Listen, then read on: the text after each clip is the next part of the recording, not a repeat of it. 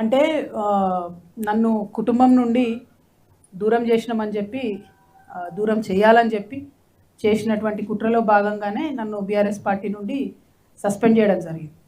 అయితే మీకు నేను ముందే చెప్పిన ఇంట్రొడక్షన్లో కూడా మా కుటుంబంలో ఏమైపోయిందంటే ఉద్యమము, రాజకీయము, ప్రజల పట్ల ఉండే ప్రేమ, కమిట్మెంటు అన్నీ కలిసిపోయి ఉన్నాయి. సో రాజకీయం వేరు, కుటుంబం వేరు, పార్టీ వేరు, ఉద్యమం వేరు అని చూసే పరిస్థితి లేదు.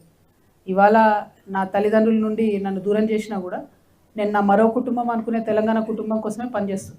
ఒక ఆడబిడ్డగా నాకు డెఫినెట్గా బాధ ఉంటుంది కదా బ్రదర్.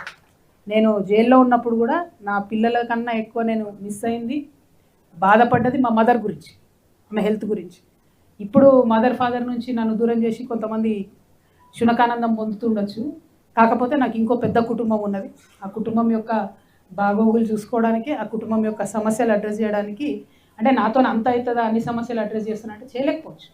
కానీ నేను అడుగుతా, బరాబర్ అడుగుతా, అడిగే కాడికి అడుగుతా, వీలైన కాడికి ఈ సమస్యలు సాల్వ్ చేయడానికి నా వంతు ప్రయత్నం నేను చేస్తాను. సో మరో కుటుంబాన్ని నేను తెలంగాణలో వెతుక్కుంటున్నా. మీరందరూ ఇంత పెద్ద కుటుంబం ఉన్నారు, టెన్షన్ పడేదేం లేదు.